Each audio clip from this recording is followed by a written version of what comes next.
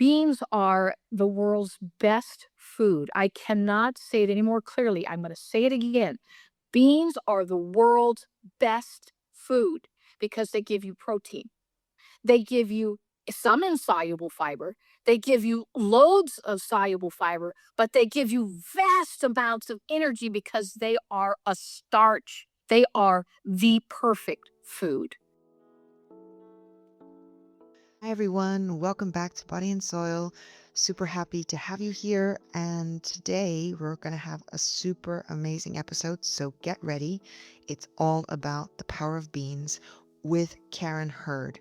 And what I love so much about this simple principle that she discovered through a personal struggle, a personal challenge, a life-changing situation that really pushed her into finding a solution to heal her own daughter, she found beans. And in this interview, she's going to be telling you how you can use this amazing food that is affordable to everyone, that you can grow in your garden to really heal yourself. I do it here with in my own personal life, and I've seen the changes. We implement it here at Body and Soil. We use beans in recipes. We use beans as flours. We use beans in all sorts of ways because it's really a solution. I interviewed Karen in her home in Wisconsin. For her, it was 7 a.m. For me, it was 3 p.m. in the afternoon. I was in a guest house. There was a bit of noise. So bear with us with a few little things that are a few noises in between. And also, I loved so much listening to all the things she said. But I realized at the end, when I was listening to the podcast, how many times I go, So bear with me there. As you can see, for me, having people like this, interviewing people like this is such an honor because I too, every single day, am learning so I can bring these solutions to people here. That's the whole sense of not knowing everything, but really finding the solutions, bringing them together, putting them on the plates and in the garden. So enjoy this episode. I'm sure you can take something with you, and let's get started. Karen Hurd, for those of you who don't know her, developed the BEAN protocol, and you're a biochemist and a nutritionist, and you've helped over 30,000 people to change their lives through diet and through lifestyle change. So I think that's really a huge impact, and it's not just you didn't help just people in one area with one sort of disease or illness, but so many different people. So I would like to first get started with your personal story because every solution comes with a problem. And I know that you started the Bean Protocol, you found or established the Bean Protocol through a personal story. So maybe we can start from there. Sure, I'll be happy to do that. First of all, I'll just give you a little bit more history. I served the United States Army as a military intelligence officer. But in the Army, when you're serving, when you're an officer, you often have additional duties that you have to take. It's like a school teacher in the United States. You might be the math teacher, but you're also the girls' basketball coach, that type of thing. So in my battalion, they had to have an officer train all the troops on nuclear, biological, chemical defense warfare. And so I was the one that was chosen that had to go to the school to learn how to teach our troops in our battalion how to protect themselves in case we were attacked with that type of weaponry. And so I learned a lot about chemical warfare and biological and nuclear warfare also. But then I taught my troops all that, and I also completed the rest of my jobs in my military intelligence job. And then I went on, and then eventually got out of the United States Army, and then went on to the rest of my life. I didn't have children at that time, but my husband and I started to have children after I got out of the United States Army.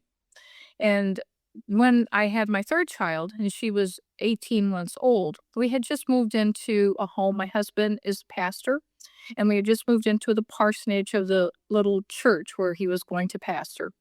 And they had wanted to do a good thing for the incoming pastor and family, and parsonage had not been used for a long time. So they put down a new carpet I'm going to say new in quotations because it wasn't a new carpet. It was carpet that had been in someone's garage, a parishioner's garage for many, many years. And they just, unrolled it and put it down into the house. So that was all fine. We never thought about it. But after we had been there and it's cold here where we were. And so when it got to a point where we turned on the heat, then that actually incubated some eggs that were in the carpet, and they were carpet beetle eggs that then turned into larvae, and then that moved into the carpet beetle itself. And so we were overrun with carpet beetles. And we called an exterminator like you would do because there weren't just a few of them scuttling around. There were tens of thousands, millions of them. They were everywhere. I mean, they were crawling out of every drawer. They just didn't, it was a complete infestation. So we called the local exterminator. He came in and he sprayed. He said, "Boy, this is a really bad problem." So anyway, so he sprayed. And then we had to leave the house, which is what you would normally do here in the States. You leave the house for, 24 hours so that it can outgas, and then you go back and live in the home. And that's what we did. We went back into our home after, the appropriate amount of time. And then we all became sick. And then very shortly, my 18-month-old, I had three children. She was the youngest. We all became not feeling well. And then she went into grand mal seizures. And so we rushed her to the emergency room, and they said, "Oh, well, this is just a febrile seizure caused by a fever, and she'll be fine." And sent us back home. And oh, by the way, she had double pneumonia, which was that's what they were saying. It's just like all of a sudden, snap, she had double pneumonia. Just after she was feeling fine, and in just a few hours she developed double pneumonia. And so went back home on antibiotics, and, they said, she'll be fine, and went back home. And then once we were back in the environment, she went into another seizure. This one lasted over an hour, another grand mal seizure. In the ER, they thought that she was going to die because they couldn't get her to come out of the seizure. They had given her massive amounts of Valium, and it didn't touch it at all. So a grand mal seizure is very violent. It's not just an absence seizure. It's where you're jerking with all four limbs, your eyes are rolled back in your head, you're foaming at the mouth. It's very bad. And you can die just of that lactic acid buildup in the muscles from that constant jerking. And the physician said that there was nothing else that he could do, that they couldn't bring her out of the seizure. And so my husband's pastor, and he and I prayed over her and said, "God, you gave us this little girl. If you take her home, we want your will." And when he said that prayer, she immediately stopped seizing. The emergency room, she's on a table, and we are having to hold her down because she's, could flop all over. The emergency room physician turned around and said, "She stopped seizing. Quick, we need to get, all the rest of the tests, spinal taps and x-rays." Anyway, she had double pneumonia again, although she had gone home the first time with the antibiotics and that her lungs had cleared miraculously so quickly. And so they did all that, and I said, "There's something else wrong." And yeah, I told them the first time about that this was it wasn't just a coincidence that, she was fine. Then we come into this where they had sprayed this bug spray, and all my training in my army days had come back to me because these were exactly the symptoms of nerve agent poisoning. And so they said, "No, no, no, no." By this time we had gone to St. Louis Children's Hospital. She had to be transferred to a huge hospital, which is well known in the entire United States for its top notch physicians for, in children's health. And we were at St. Louis Children's Hospital, and I had 9 neurologists say, "Mrs. Hurd, you're barking up the wrong tree. This is not a poisoning. She'd have to drink this poison." I said, "No, but I've already researched it. This was Dursban 2E. It's a nerve agent. This is what a nerve agent does. It causes your lungs to fill with fluid and you die from that. It also causes seizure. It causes the pinpoint pupils and causes the diarrhea. It causes every single symptom this girl has. And you need to take a cholinesterase level. Just take a cholinesterase level. It's a simple blood draw. It's a liver test to see if you've been poisoned or not." They said, "No. Mm. You are barking up the wrong tree, Mrs. Hurd. These are the top neurologists in the country, all right?" And they said, "We're sending her home on phenobarbital, which is a drug to prevent seizures on huge doses to be able to prevent the seizures from happening again." And so I went back home thinking, I guess I'm stupid, because they just told me I'm stupid. I don't know what I'm talking about. And so we go back home. We're home for just a few hours, back in the same environment. She's on the phenobarbital at loading doses, which means very high doses. And Her eyes go to pinpoints again. She starts with that slight cough. Here's the diarrhea again. Oh, and by the way, when we left the hospital, the pneumonia had cleared off. This double pneumonia again is all disappeared because we had been out of that environment. And she's on everything she's supposed to be. And she's starting with all the symptoms again. And as I held her in my arms, I thought, I'll lie, she's getting sleepy looking. I'm going to put her in the crib.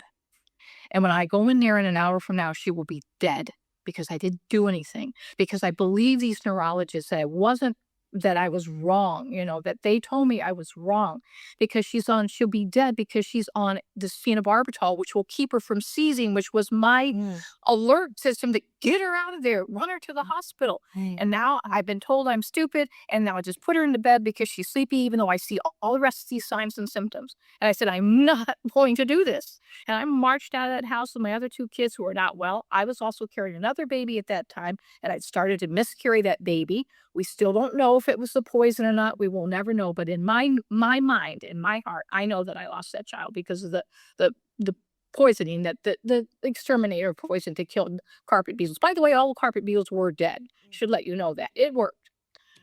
And so were almost the rest of us. So I left the house, would not go back in, and lived in the church nursery, which was across the street. We just lived in the church nursery. I called every poison control center in the United States of America saying, have you ever heard of this? No, we've never heard of this, never heard of this. All over the United States. Finally got a hold of a poison control center in Dallas, Texas. And I said, well, we don't know if I've ever heard of this, but you should talk to a child toxicologist that is on our board.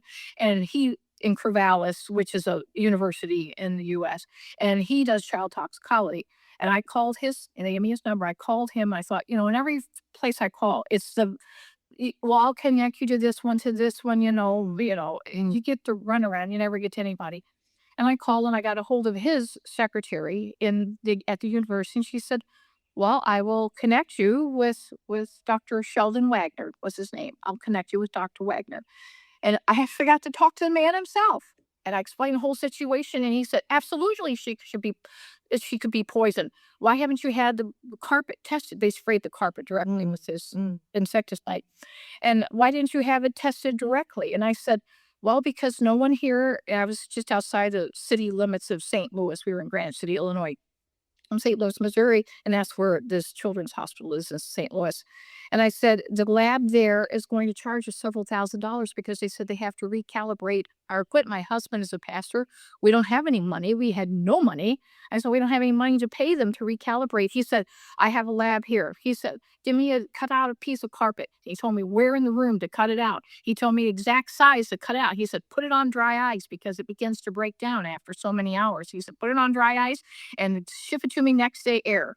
And so and he says, and also because I was nursing my 18-month-old and she wouldn't eat anything else. She was very, very sick.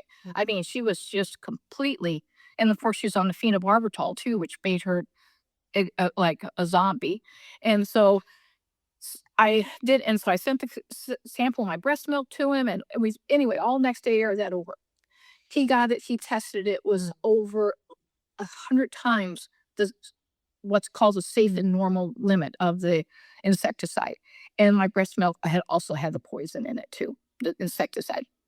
So and I was out of the house by then. And so he said, why haven't your physicians run a cholinesterase level? I said, I begged them to do that at St. Louis Children's Hospital and they refused. He said, give me your pediatrician's number. And within 30 minutes after I hung up the phone with him, he had called the pediatrician, and the pediatrician had called me and said, Mrs. Hurd, this is doctor, and I won't say his name. This is Dr. So-and-so. And he said, would you bring Ruth in? We'd like to do a cholinesterase level. And so I said, yes. And so we took her in, they drew the blood, and guess what? It was highly positive. She was poisoned with an organophosphate poison. That was a nerve agent. That was exactly what all the symptoms were. And then they began we're so sorry. We should have listened to you. We're in here. I was called by the chief administrator of St. Louis Children's Hospital to say, Mrs. Hurd, please do not sue the hospital. We're very sorry. Well, my husband and I are not the people who go out and sue everybody. Nobody's trying to harm us on purpose. We're not, I'm not into any of that garbage. And so anyway, so then we started, well, what do we do now? And so then we saw specialists there in St. Louis on, because her liver was failing. all tests were showing her liver was failing. She was going to die in a short few weeks. So we took her to specialists in Chicago, specialists in St. Louis. We conferred on the phone with specialists in Dallas, Texas, and they all said exactly the same thing. There is no way to recover her liver. She is going to die. You're going to accept that. And I will never forget the day I walked out of the physician's office in St. Louis and said, you know, Mrs. Hurd, we never watched anybody die of organic phosphate poisoning before. We never watched how the liver breaks down, what exactly happens. You know, does it become tough or, you know, whatever happens. And so we would like to do a liver biopsy on her on a very frequent basis, several times a week, to just monitor how a person dies, you know, with this. Liver biopsies are very painful. This is a little girl that has already been through so much. She's 18 months old. And I said, no. I was so angry. I walked out of the physician's office and I never went back because no one could help me. All they said is, there's nothing that you can do to recover her liver. There's nothing you can do to stop this from happening. Her liver is not excreting the poison fast enough to be able to get it out of her bloodstream. She will die. So then I left my children with my husband and I went to the Washington University, which is in St. Louis also. It's a medical university, one of the top notch in the entire country. And I went to the library. I had no doctor that's helping me. All of them were saying there's nothing we can do there. Oh, and by the way, they took her off of phenobarbital because that was just another stress on her liver. And she wasn't having seizures anymore because we were out of the house where the poison was. And in the meantime, we had to have the house cleaned up too. We had the Illinois Environmental Protection Agency had to come in and clear it, and we had to remove all the carpet and anything that could absorb. So all the curtains, any book that was, you know, anything that was porous had to be removed from the house and it had to be hauled by special waste carrier to a hazardous waste facility because the regular facility says, oh, we can't accept this type of stuff in our, you know, landfill because it'll kill all the rats. Wow. So Oh my God. anyway, so I mean, all this is going on, and so I go down, and Ruth is dying. She won't eat. She's covered with warts all over her face, all over her hands. She is just in just she was obviously dying, and all of us are sick. By this time, I'd miscarried this baby too. You can see like a lot was going on. So I went to the library because there was nothing else. It's like, well, I have a degree in Spanish. Wow. I'm going to learn about the liver and what can we do to detox the liver and how can we save a little girl's life as it's been poisoned by an organophosphate. I present myself to the librarian. It was a public could use the library even if you weren't a student at the university. And I said, I don't know anything about medical anything. I have undergraduate degrees in Spanish and in German and some French. And she said, well, this is how you use the microfiche machine because we didn't have Google where you could just type in what you want. You have AI come up with all these, you know, places you can research. No, this is microfiche, you know, and you'd have to get this microfiche to go to this medical journal. So I began. And I read everything from the latest research from the National Institutes of Health to the most crazy snake oil remedy type things that you could possibly imagine. But what I learned a lot about was the enterohepatic recirculation. I had to learn about how does the liver work? How do we get rid of toxins out of the body?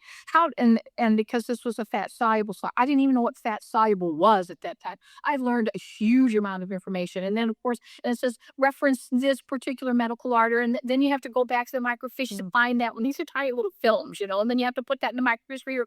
I did this for days and I finally figured out if I understood enough about the enterohepatic circulation that if I could get her to eat enough soluble fiber, then we might be able to clear enough of this poison we could save her life. Where does soluble fiber come from? Beans. Beans. And she wouldn't eat anything though. So then I had to grind everything up. And then I actually had to take psyllium, which is a soluble fiber that's more concentrated than eating a bean because then you don't have all the rest of it. All you have is that soluble fiber. And I mixed that up in a liquid and she would not take it. So we had to put it in an oral syringe and stick it in her mouth. And she would scream and fight. And we would force this down her throat. But I didn't have anything else. What do I have? I had no medications. Everybody always told you there's nothing. And so I gave her this as often as I could, all day long.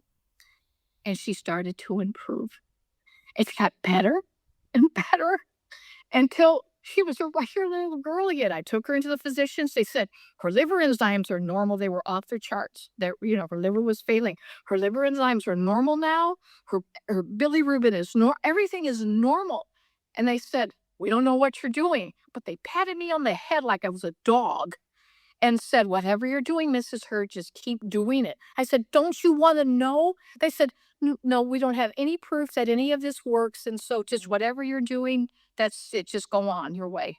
So I went on my way. She got better. She got well. The rest of us improved. And of course, the poison was out of the house, and we were cleared by the Illinois Environmental Protection Agency that the house was clear of this organophosphate. And so we go on with our life. But it was only a, a couple months later that I started to get calls. It was actually less than a couple months. It was less than a month. And I started to get calls from people and say, Mrs. Hurd, I know you don't know me, but I read the article in the St. Louis Globe Democrat. I said, what article in the St. Louis Globe Democrat, which is the paper there? They said that it was a little article that says, little girl destined to die lives. It's a tiny little paragraph.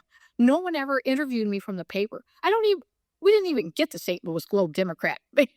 When, and I said, where do they get this information? Somebody had told the paper, which the paper published this little tiny article, and they had my name in it. No phone number, but my name.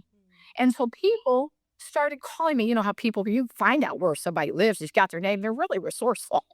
And they call me and says, my husband has this, my son has this, my brother has this, my father has this, and no doctor has been able to help them. And would you help us? I said, I say, ma'am, I don't have a degree in I'm not a doctor, I'm not a nurse, I'm not anything. I said, I know a little bit about poisoning because my training in the Army. I said, and that's what I applied. And they said, we don't care.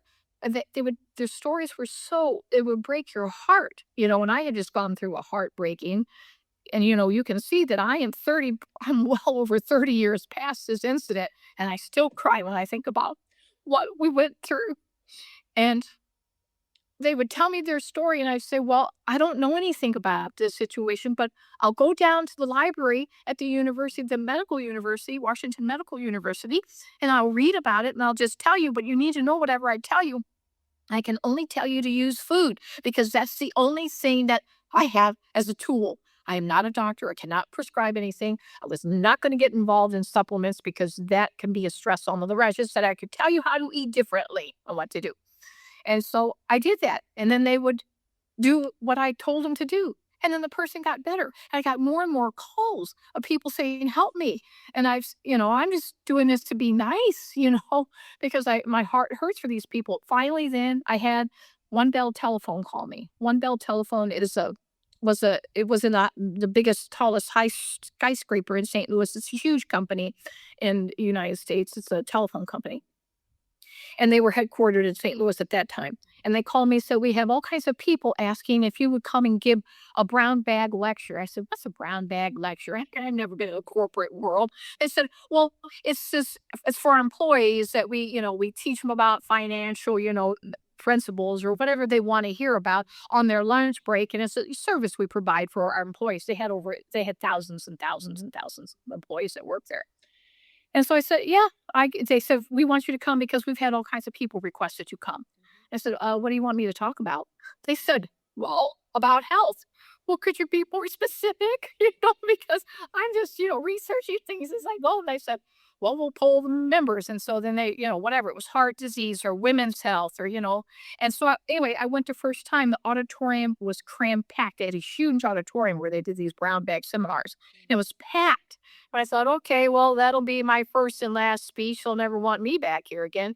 Then they called me back and they said, would you come back and back? And they had me come once a month to give classes on whatever it was. And which, of course, I'm down there researching to figure out what am I going to say about whatever they're asking me. And then finally, I had Drury Inns call me and ask, would you do brown bag seminars for us? Drury Inns is a hotel chain. Would you do brown bag seminars for our employees? Then St. Louis Catholic Parish called. St. Louis is a big Catholic town, and said, would you teach in the parent, they have parent teachers organizations, and would you teach? Why not? And then the University of Missouri called me and said, we would like you to teach classes in nutrition. Wow. And I said, I don't have a degree. They said, we know. get one. So I said, "Oh, might be a good idea." So then I enrolled in the American Academy of Nutrition and then got my degree in there. And then later on, and then established a practice. And then later on, I got my degree in a master's in biochemistry because by then I had researched so much, I felt like I already knew the chemistry. But then I got an official degree and got my master's in that. And then I have gone on since then, since COVID, and gotten a master's in public health because that was a complete debacle, the whole COVID thing. And so anyway, so there's how I got to where I am now. Wow. And that's like at one, where did the name, like, okay, we're talking about the bean protocol, but I think what we need to talk about, you talked about this fancy word called the enterohepatic recirculation. And I know that we have a lot of people listening here that will not know what that fancy word means. I know a lot of people that don't know what bile is either. So maybe if we can just explain that simply, what is it actually? What is that key that you discovered that can heal so many different illnesses? And I will explain it in detail, but I think of interest, you should know I never named it the bean protocol. I just said you need to eat this way. None of those things came to my mind. I was doing a radio show every week. By this time on the radio, doing teaching all this, and the person labeled me the bean queen, and so I have this thing called the bean queen, and then it was other people that started calling when I told them to do the bean protocol, and it just came out of organically came out of it. It was not something that I ever called it. So anyway, this is what the enterohepatic circulation is. And everybody, and I'm glad there's a lot of people listening because when you understand this, you'll understand the gravity of the necessity of eating soluble fiber, which is beans. We have three detoxification systems in the human body. And the first one is the lymphatic system. And to give you an idea of the importance of these systems, I'm going to give you an idea of how long you would live if the system failed you. The lymphatic system is composed of your tonsils, of your adenoids, of the lymph glands under your arms and running down your sides that are in your abdomen area, that are behind your knees, that are there's lymphatic system everywhere. The spleen is part of your lymphatic system. Well, if you had your spleen removed, will you die? No.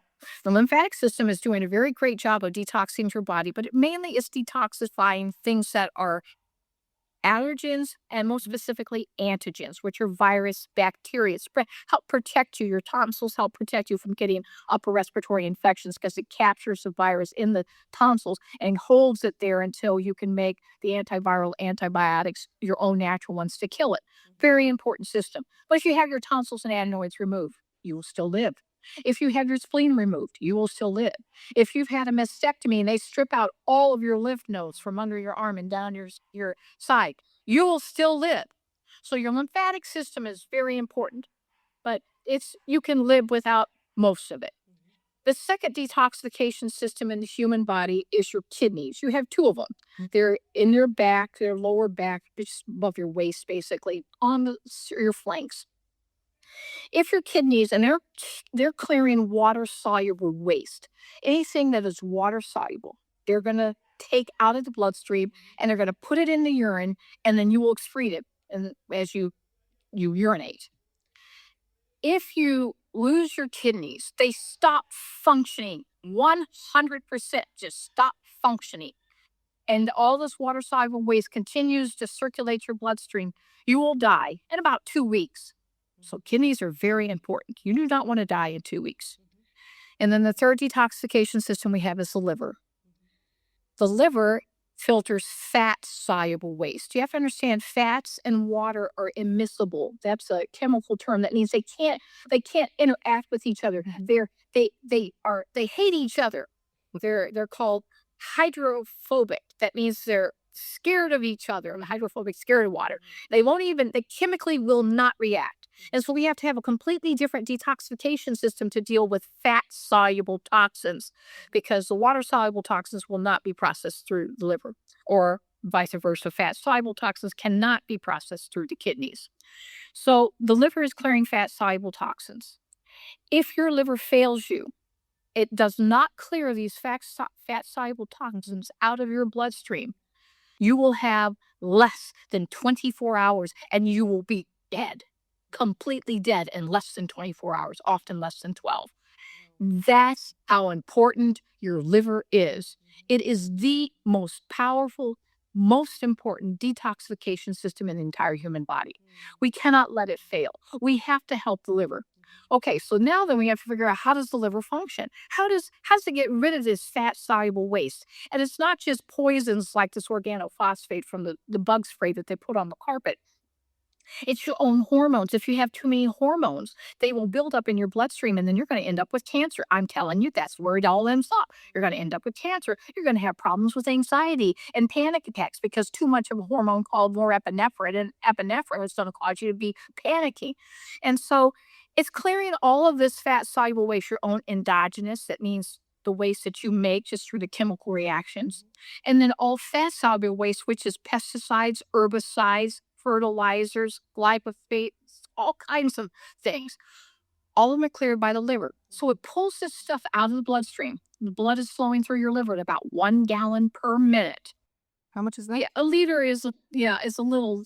It's usually, a liter is a quart, so it's about 4 liters. About 4 liters per minute Mm. is flowing through Mm. your liver, and the liver is then filtering out Mhm. these fat soluble wastes. Then the liver places them into. It has to have a truck, a transport system, Mhm. to be able to get these fat soluble substances out of the liver and into some waste product that's going to leave the human body. Mm. It has that. It's called bile. Bile is liquid. It is made out of fat because fat soluble toxins have to be in fat carriers. They don't just travel on their own through the bloodstream, they're always in a fat carrier. So we have to put these fat soluble toxins in a fat carrier. Bile is the fat carrier. It's all little molecules that are fat molecules. So the poisons, the toxins go into the bile. Then what happens to the bile?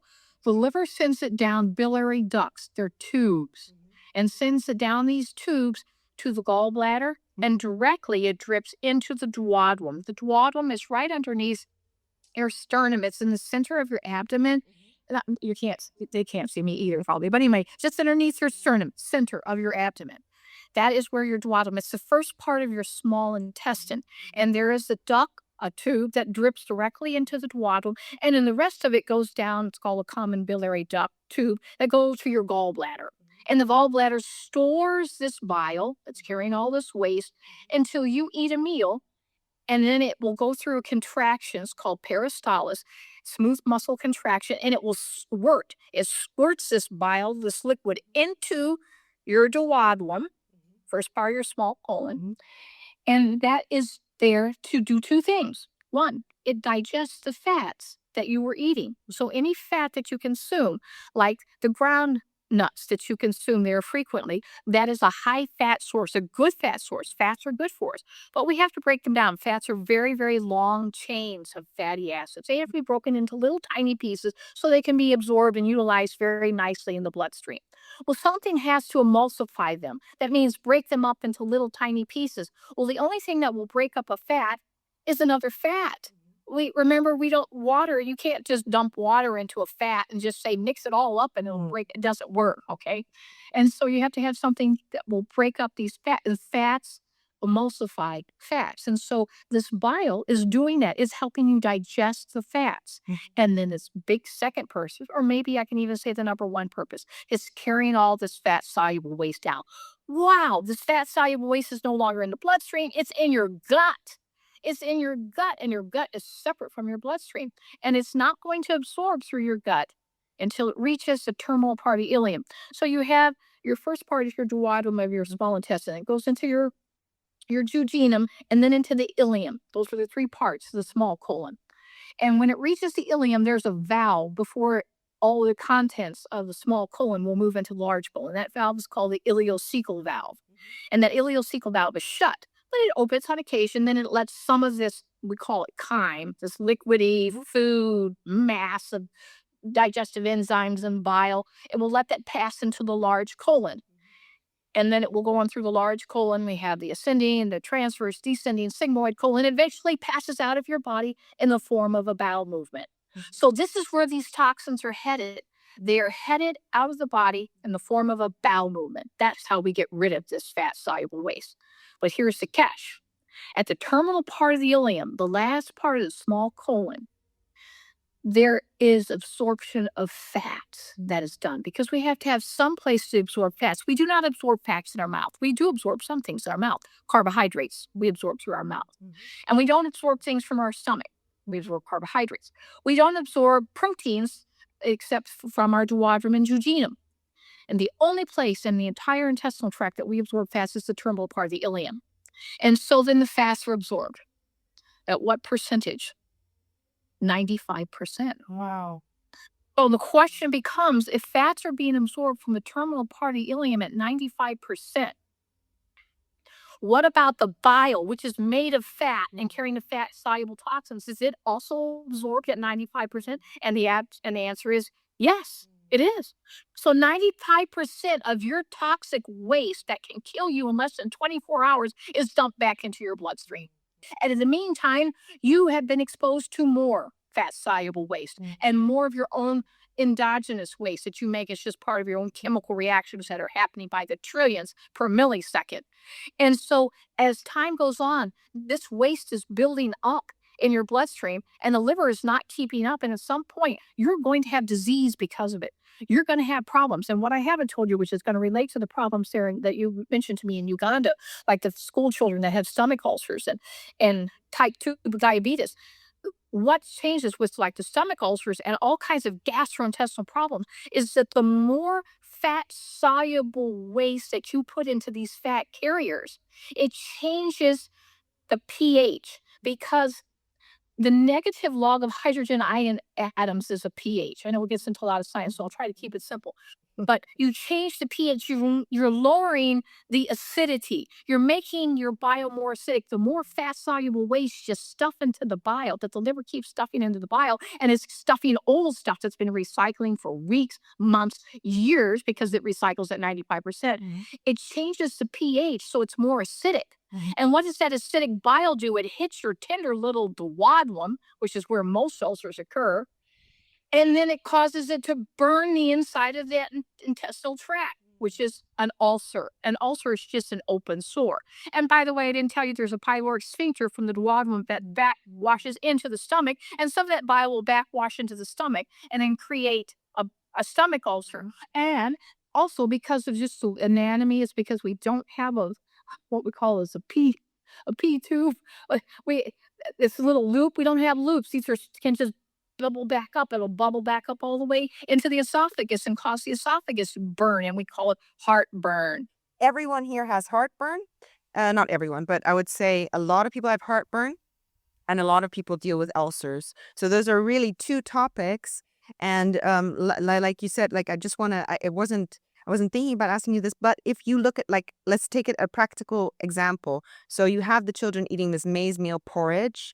It's just basically white maize or corn that they process to make it like a stiff porridge. So that's basically what people eat.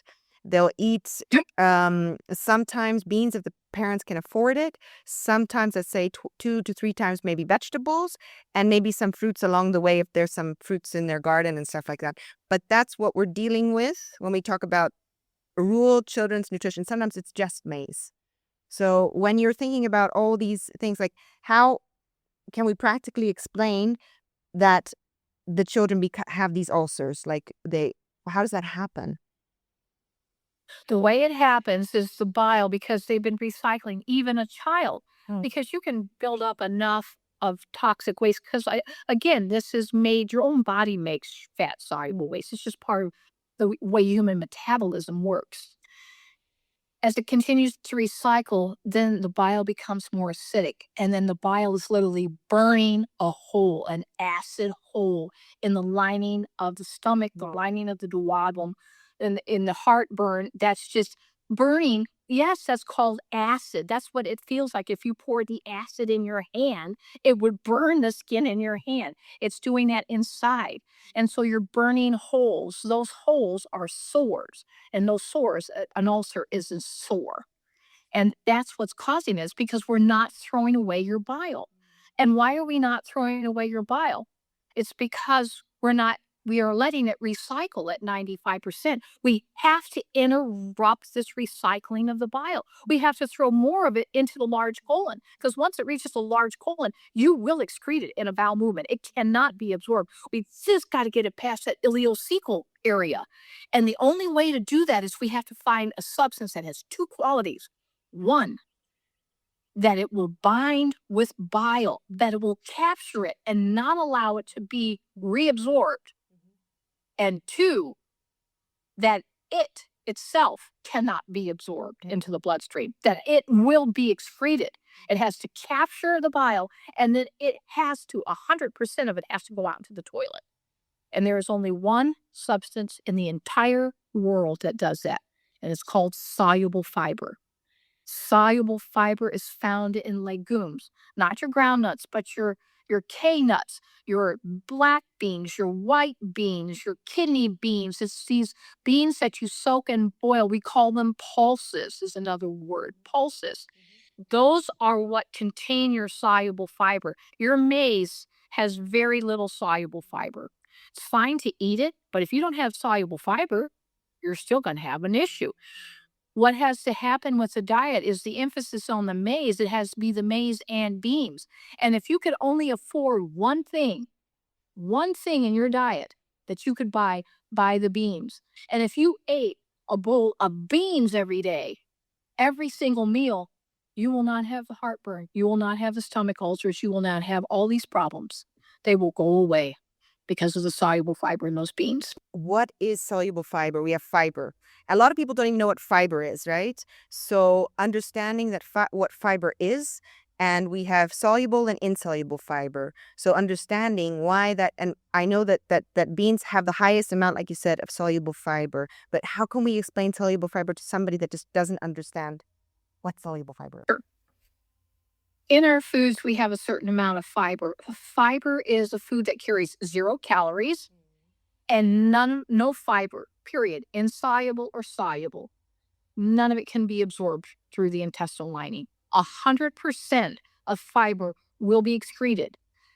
And so that's what adds bulk to your stools, and so that they can pass more easily. Fiber is a good thing. There are two types of fiber: insoluble fiber and soluble fiber. Insoluble fiber primarily absorbs huge amounts of water, although soluble fiber will absorb water too. But insoluble fiber is like a sponge, and it absorbs large amounts of water, so it adds bulk to your stool. Just imagine this swelling piece of fiber and then you have the stools are easy to pass. You don't have these little skinny stools that are difficult to pass. You want to be able to clear your colon out. That's the purpose of insoluble fiber.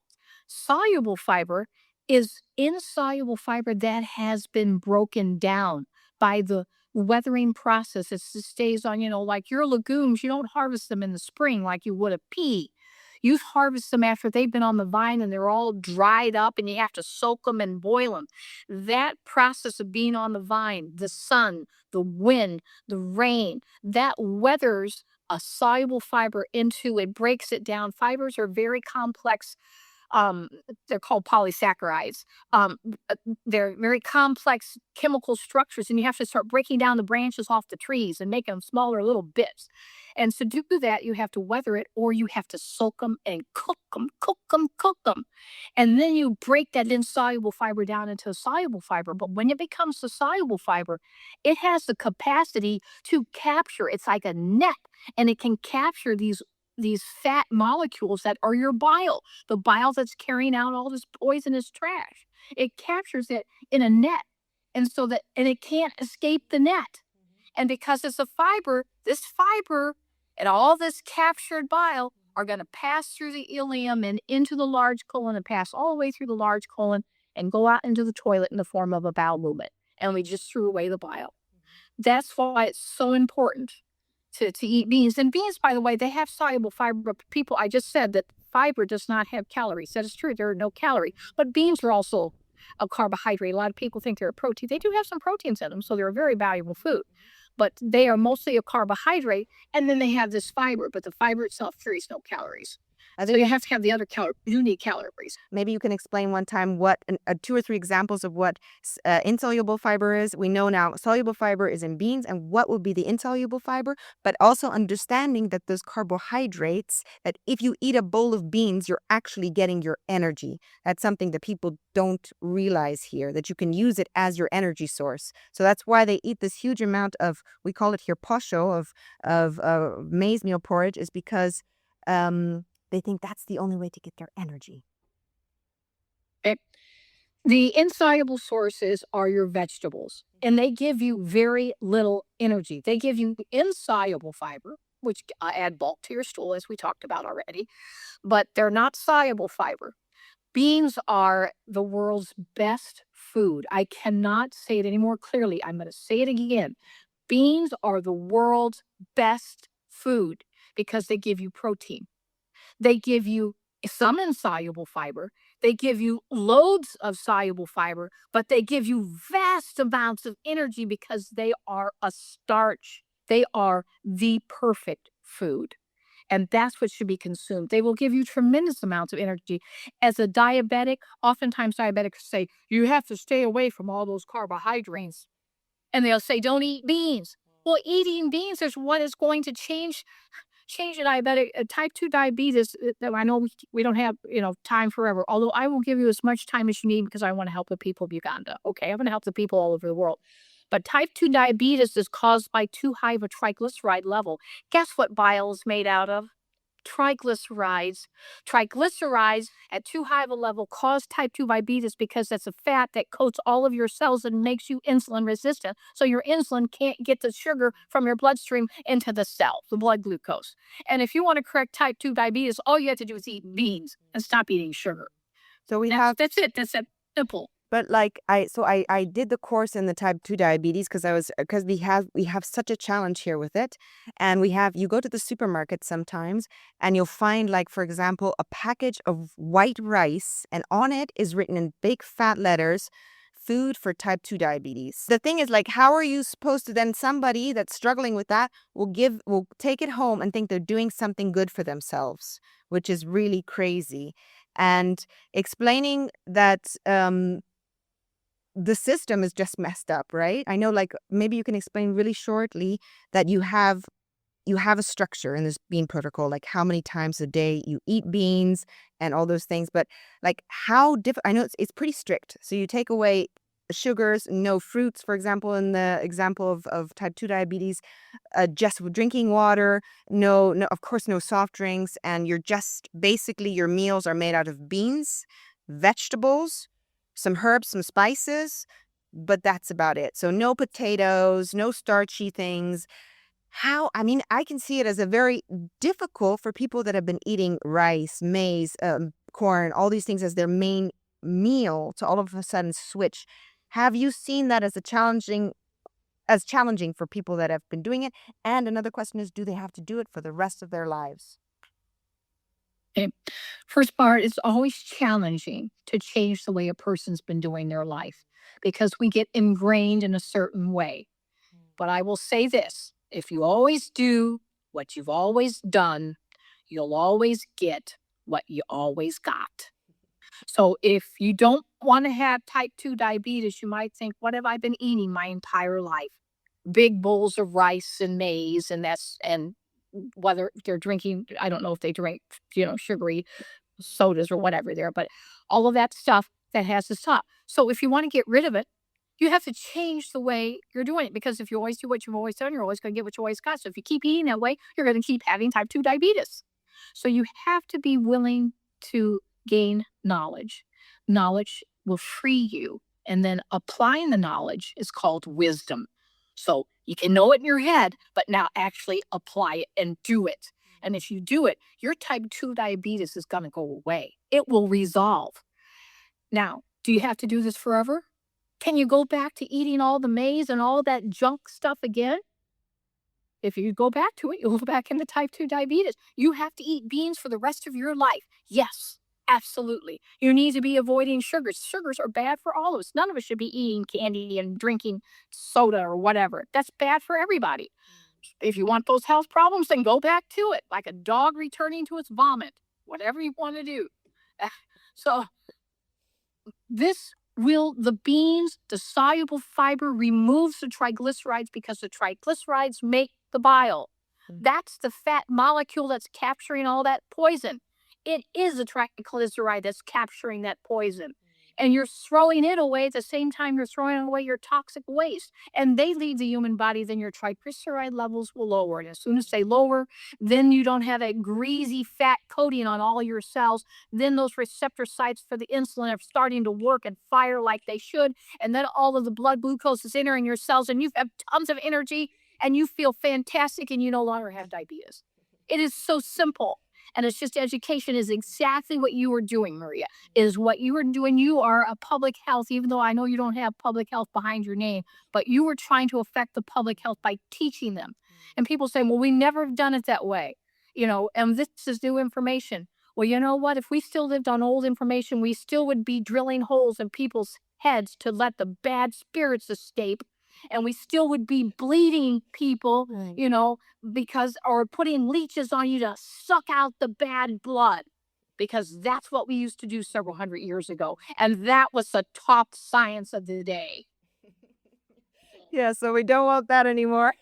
So if somebody's listening and say, for example, what I have a lot is people with prediabetes, so they're not pre-diabetic, so that means they may not have it yet, but they're just their levels are low, their blood sugar levels are not looking well. What would you suggest somebody to be, first of all, in that situation eating, and somebody with type 2 diabetes?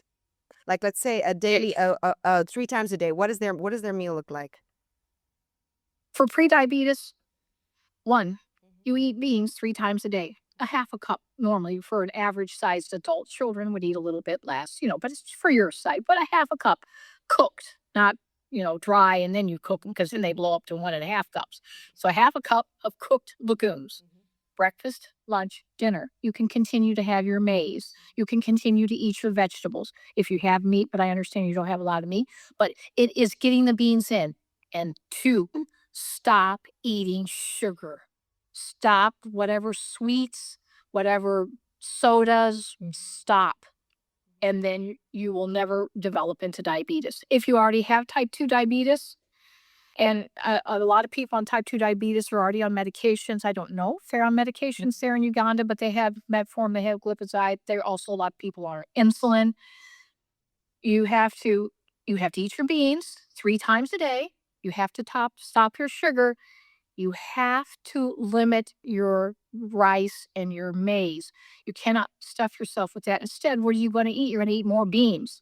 Your beans are providing you a carbohydrate because it has so much soluble high fiber, though, it is not going to let your sugars go up. And then watch your blood sugars because they will fall, and they will fall within a day, within 3 days. In a week, you could be off your medication. So you have to watch it because then people will take their medication and then their blood sugars are too low. So if you are a type 2 diabetic, if you're pre diabetic, you're not on medication, you're going to be fine. You can do this and you can have your maize and all the rest of it. If you are a type 2, we're going to pull that out of there, and your carbohydrate source is going to be your vegetables and your beans, period. And then your blood sugar is going to drop through the floor. So I hope I don't know if the people have a way to measure their blood glucose, but Yeah, I they, think so. I think they do. They do. okay, good. You need to watch it because you're going to be getting off your meds very quickly. Because otherwise, if you take a med and you don't need it, you're going to have too low of blood sugar. And that's a problem. You don't want it too low. I think another thing that's a really important topic is fruits and other sweet sources such as honey, that people think have been actually taught here. A lot of people are talking about, oh, you have type 2 diabetes, then use honey instead of sugar. So, like, not understanding that there's no difference, that the body takes There, or maybe you can explain it better than me. Also, regarding fruits is a very important point, I think. What do you yes, do there? all of these things are too sweet. Fruits are too sweet. Your berries are an exception. I don't know if you have raspberries there, Not really. blueberries. Okay. The berries are an exception. But when you are looking at bananas, you're looking at oranges, you're looking at apples. I don't know what fruits you have there. These are highly sweet. It doesn't matter if it's fructose, if it's galactose, we have 6 different types of sugars. It doesn't matter. If it tastes sweeter than a carrot, this is the rule. Because that way you don't have to worry about, I have to look up how many grams of sugar is in something, okay? If something to you tastes sweeter than a carrot, don't eat it. It's too sweet. So honey is sweeter than a carrot, let me tell you, you know. Um, agave nectar, because people are going to get into the, oh, I will use the sugar substitute agave nectar. I will use the erythritol or the sorbitols. These are these artificial sweeteners. Don't use those either because they're hard on the liver, and the liver has to clear those out. Those are toxins. Don't use them. Yeah. So just the general rule, but it's sweeter than the carrot. And I say, but I love sweets. Of course you do, because they're addictive. They are as addictive as cocaine. I am not kidding, because they stimulate the production of dopamine in your brain, and dopamine makes you crave. You just gotta have that sweet. If you just cut it off and you don't eat sweets anymore, no matter if it's honey or whatever other source, molasses, don't do anything of that. And you will find, if you cut it off and you do not say, well, once a week, I'm going to give myself a treat, don't do it at all. You will stop craving it. And you will want to eat your beans, and your maize will become a treat to you because it's such a dense carbohydrate source. And only your type 2 diabetics have to avoid the maize until they get well, and then once they're well they can have some maize again. Your pre-diabetics can have the maize and the rice. So it just don't do it, because if you slip and you say, it's my birthday, I'm going to have a big piece of cake, or I'm going to have a soda, or whatever it is, all the cravings will be back in full force. And then you'll have to go through that time of withdrawal again of like, oh, I want it so badly. No, I won't eat it. I want it. I don't, I'm not going to eat it. And you'll have to go through that mental harangue. If Don't you do it. give I somebody, haven't had sweets in over 30 years. wow, No, wow, zero, zero. that's crazy. The funny thing is that people here are not really into like chocolate, all those sweet things that actually came in through the Western world. It's not something that people actually know here. Sodas, all those things have been coming in the last 20 years. Before, it was not like that. And now it's like something that actually, what I saw working with organizations, they go around to these communities and they pass out sodas. And I cannot believe it. I don't get it. We're trying to change, like do whatever it is, and we come and we pass out a soda. So now people do not go anywhere or come anywhere without you giving them a soda. So these NGOs have actually, like, with their bringing in what they're doing, also the markets are full of these Western foods that people think are the better ones, the white rice and all those things. So it's also changing that perception. What we're trying to do with Body and Soil is to show the people what we have is the real stuff. The beans is actual, really African foods, these different kinds of beans, but people are going away from them saying it's poor man's food. And I think one thing I wanted to talk to you about also is regarding, because I know with this diet, if you're, let's go back to type 2 diabetes, if you can afford it, you suggest for people to eat 3 times a day complete proteins, meaning animal protein. So for example, breakfast, you would have beans, which I'm doing actually at the moment, beans and lentils, or beans and rice. What am I saying? So beans and eggs, for example. Lunch, you might have some lean chicken with some beans and some vegetables. And dinner, I don't know, maybe some fish or something. But having 3 times, I think, like, first of all, it's quite costly. And another thing, with my personal question would, how is it for your LDL cholesterol levels? How does that affect your body, having all this animal protein intake every day? How is that? Well, the LDL is only influenced by the fat in protein. Eggs have relatively little saturated fat. And if you're eating the white meat of chicken, there's virtually no saturated fat. Or if you're eating lean beef or goat or whatever you have, and you cut the fat off, skim when you're boiling it or however you're cooking, skim off the fat. It's the fat that raises the LDL. And then there's one other piece you should know. When you eat soluble fiber, when you eat beans, that's what lowers LDL. Because remember, I told you that bile is made out of triglycerides. It's also made out of LDL. It's made out of your bad fats. That's how we get rid of the bad fat. If you can have even a small amount of eggs, meat, poultry, fish, or seafood at each meal. If you cannot, because you cannot afford it, then afford the beans, because the beans will give you some protein. Afford the beans and do that.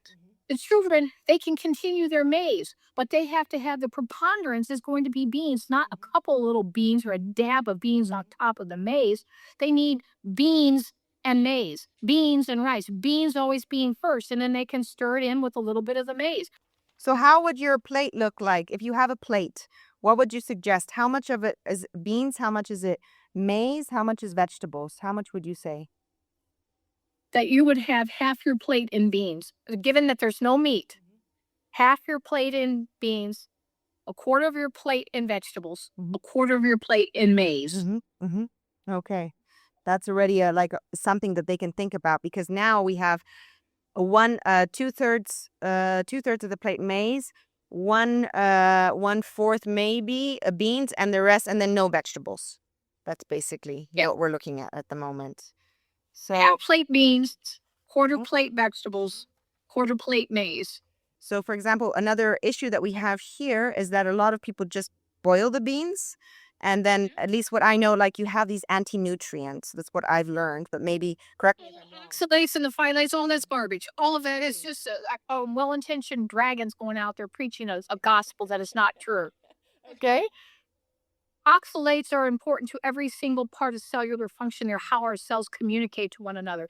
And when you boil a bean, you actually cook the oxalates and the these phosphates, and we have all these other supposedly anti-nutrients that we need. They are mostly cooked out. It is fine to boil a bean and not soak it. That's fine. You can, I mean, if you don't have time, you forgot to set them out overnight to, that's just, you have to boil them a little longer, but that's not a problem.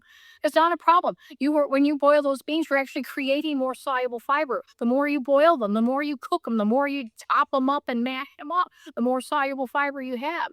And so boil them, absolutely. But how does And that? all of the nutrients are greatly diminished and go away. And the little bit that's left, you need to have these phytates. You need to have these oxalates. They are necessary for your health. And how about the adding some vitamins, some lemon into the beans to enhance the iron intake? That's fine. Yeah. It's absolutely. But yeah. Where is it that we always like? So I've been really taught that soak your beans, throw the water out, and then boil them. So that's not true.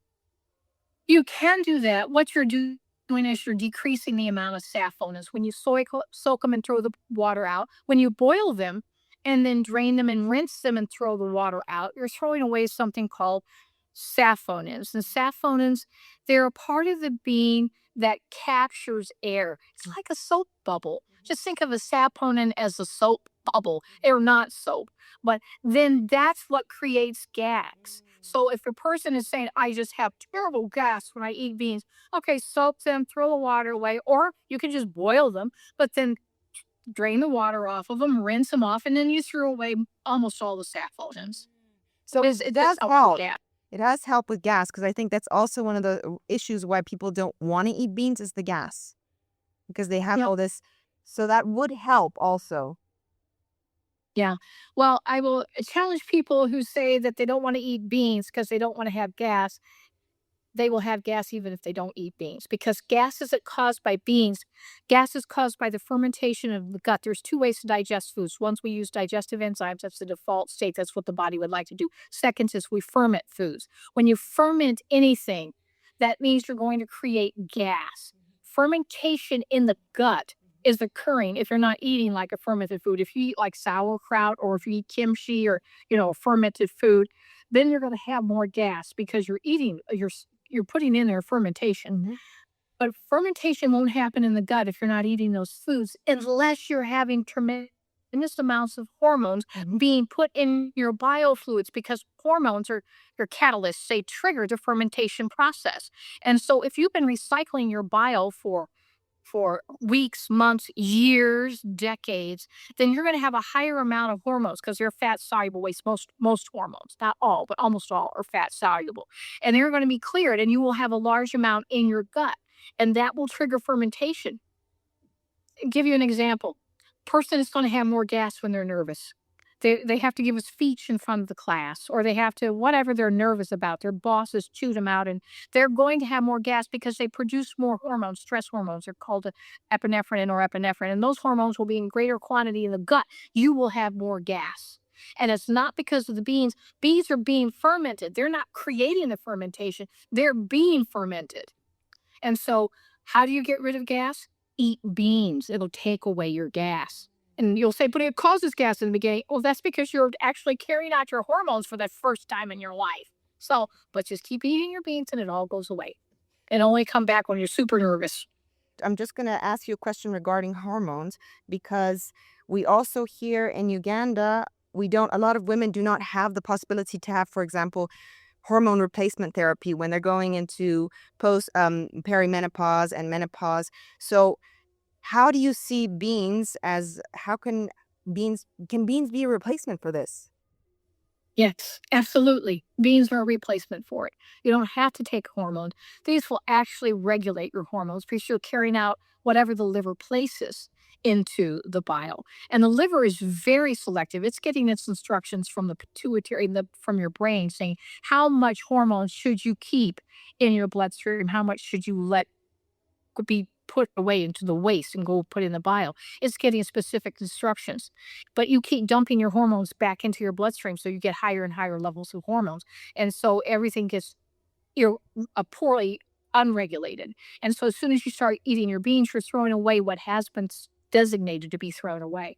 It will correct your PMS, it will correct infertility, it will correct menopausal symptoms. I am telling you, beans is the most important food you could possibly consume. Half your plate and beans, please. We have like a lot of non-communicable diseases rising in the last years, in the last 20 years. What about cancer? We also have that extremely coming more and more and more because of all the chemicals people are using. They don't know how to use these chemicals. So you have people dying at a very young age of cancer and they can't afford to go to the doctor, get these medications. It's like as soon as you have cancer, it's like just you're going to die, basically. So how do you go about that? Your non communicable diseases are a result of the Western influence in your country. And it's not just the what they're putting on the soil. It's because they're giving you a soda. And the reason they're giving you a soda is what you already said. So you get hooked. So when you do have money, what are you going to buy? Is a soda. This is all just market and demand, just supply and demand. It's just a marketing technique. Get them hooked on it so that you will buy our product. It's terrible, but that's what people do, and it is the reality of the human race. Is whatever the market will bear, and if you can get them hooked on something, then we're going to keep putting it in there. If you were Your question specifically was, Regarding how cancer, we how can we, regarding cancer. yeah. Yes, it is your soda that's causing your cancer, because when you eat something sweet and you drink that soda, you lowered your immune system function by 50% for 4 hours. Not only could you get sick more easily, but you just also fed your cancer, because cancer lives on sugar. The cancer cells have a mitochondria. This gets really complicated. I'll try to make it really simple. um Cancer has to eat something. It has to have a source of energy so it can continue to grow and make more of itself and create tumors. What is the food that it eats? Sugar. It is the food that feeds cancer. And all these toxins that we're recycling, that we're trying to throw away in the bile, but keep recycling, those hormones, specifically hormones, are what create cancer. So all we have to do is stop eating, is, whether or not you can get rid of, because I know all of the stuff you're putting in your crops are making your crops grow better. So, they're not eaten up by bugs and you have fertilizers and all that. Don't worry. The soluble fiber in the beans are going to carry all that out. That's not the issue. But you have to eat the beans and then just stay away from the stupid soda. And then you're not going to have cancer. While people are maybe going through the phase or trying to heal, would recommend really eating, for them to eat 3 times a day beans for sure, right? Yes. And what about the If they have cancer, they need to be eating them 6 times a day, 6 times a day? because they also are carrying out, because I'm sure they're being treated with chemotherapy, Mm. which would be and so that is an incredibly toxic drug that is cleared by the liver. It's which is worse, the disease or the cure, because most people, that's up for grabs. You die because of the treatment or you die because of the original cancer. So what about starches in that cases? Should they let off of starches as well? Rice, potatoes, No, maize? they can have the starches. That's not a problem. Just- And they should be eating a lot of vegetables. The more colorful the vegetable, the more it will help them fight the cancer.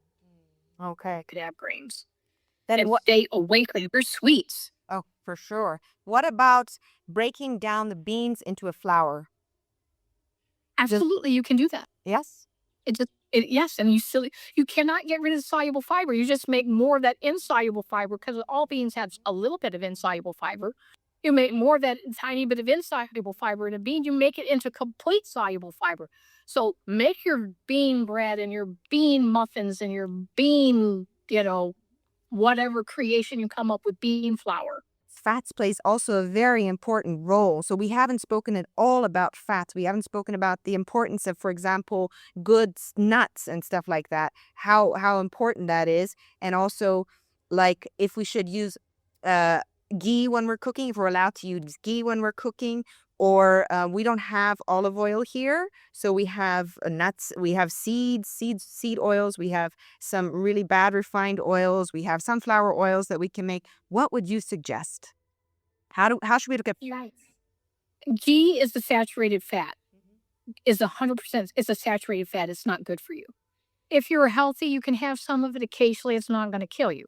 But the best fats are your fats that are liquid at room temperature. So those are your seed oils. So whether that's sunflower seed oil or whether that is, I don't know if you have peanut oil there or you have canola oil there. That's also called rapeseed oil. Your seed oils are good. And you're going to hear a lot of, if you do research, and I've done tons of research, you're going to hear, oh, seed oils are horrible for you. They are not. As long as you have a double bond, and it gets into a whole lot of biochemistry, but I will just tell you, seed oils are not bad for you. They have double bonds between the carbon atoms, and if you can have one double bond, and in polyunsaturated fats, which are your seed oils, have multiple double bonds between the carbon atoms. So that's what is the critical piece that makes it a good oil. So absolutely, you should have some. So on that plate, that we talked about, half beans and a quarter vegetables and a quarter of your base or whatever other starch, if it's rice, it would be great if for snacks or even with your plate, have this peanut butter, or I don't, Yeah, we call it groundnut a, paste. Like, a paste. yeah. Have that absolutely with your meal, and then eat them as a snack. Have a handful of nuts in the middle of the afternoon or the middle of the morning if the people there do that. But oils are very good for you. And let's talk about salt, because salt, that was something that really surprised me as well. You were talking about nuts, eating salted nuts.